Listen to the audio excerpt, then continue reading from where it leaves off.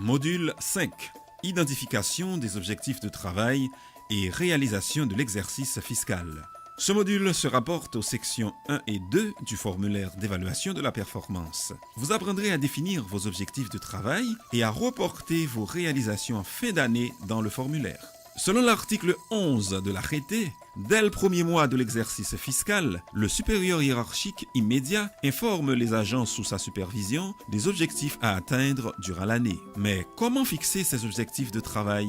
Le principe est que les objectifs institutionnels doivent se traduire à l'échelle individuelle par la définition d'objectifs personnels qui concrétisent pour chacun ce que le service attend de lui. Ces objectifs sont définis sur la base des descriptions de tâches de la fiche de poste et devraient être SMART, c'est-à-dire simples, mesurables, atteignables, raisonnables ou réalistes et limités dans le temps dans leur réalisation. Dans la pratique, les 5 étapes clés de la fixation des objectifs de travail sont les suivantes. 1. Le superviseur partage avec l'ensemble de son équipe les objectifs du service.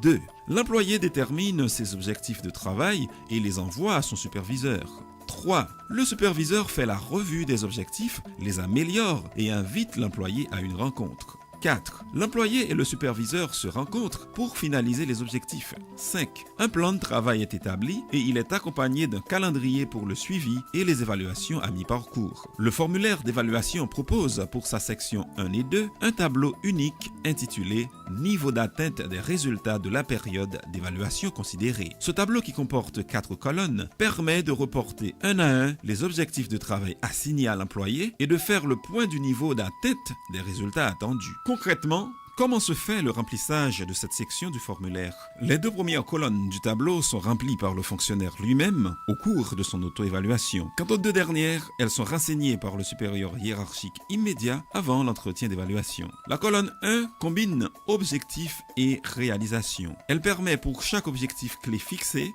de décrire sommairement l'appréciation du taux de réalisation au moyen de faits précis, contrôlables et mesurables afin de démontrer les points forts et les points d'amélioration de la contribution de l'employé. La colonne 2 reporte la note que le fonctionnaire s'est fixée sur une échelle de 1 à 5 pour son auto-évaluation. Quant à la colonne 3, elle met en regard de la note du fonctionnaire la note proposée par le supérieur hiérarchique immédiat.